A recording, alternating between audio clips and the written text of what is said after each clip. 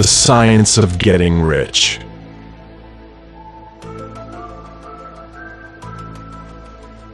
Hello, I want to welcome you, congratulate you, and also thank you for purchasing the course, The Science of Getting Rich.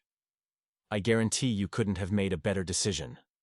I want you to know that you are now part of a select group that spends its time learning how to get rich. You're part of an elite circle that doesn't settle for their current financial life and wants to achieve much more. Only 10% of the population bothers to learn how things work, how the universe works, how events happen, how the power of our mind works, and how thought can be a force that moves mountains in your favor. This book is one of the greatest works of the 20th century, from an era that was called the New Thought movement. And because you are here, willing to learn all of this, I will guide you on this path of how to make money by changing your thoughts and actions. I will guide you in this course and encourage you to change your beliefs and paradigms, so you can be prepared for a new life of abundance. And if you follow all the instructions in the book, your life will certainly change. To give you an idea of this work's importance, more than 100 years after its release, this book came back into the spotlight with the movie and book, The Secret. The mysterious green-covered book mentioned in the film was, in fact, The Science of Getting Rich. Although the name wasn't mentioned in the movie, it was this work. In other words, practically the entire foundation of The Secret and the Law of Attraction was based on the ideas contained in this book. The book was written during a transitional moment in history, as America began to produce its first millionaires. This new way of thinking was fundamental to creating this entire thought structure, which was based on abundance. The author, Wallace D.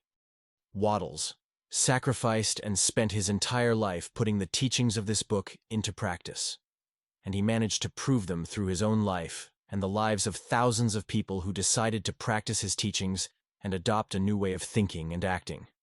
These people decided to put the teachings into practice, were determined to change their beliefs, and as a result, became very rich. Of course, studying the science of getting rich is not easy. It involves a change of paradigms. It involves pushing yourself to maintain a mindset focused on abundance and wealth. And this goes against most of our teachings, especially religious ones, which teach us that we should not love money. Teachings that tell us that a rich person cannot love God, or that the love of money is the root of all evil. These types of thoughts will immediately create a conflict inside of you, not just for you, but for most people. However, overcoming this mentality is fundamental to your financial development. It's fundamental for you to get rich.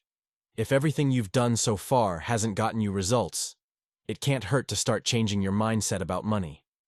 And this book, this course, is the beginning of your journey towards wealth, towards abundance.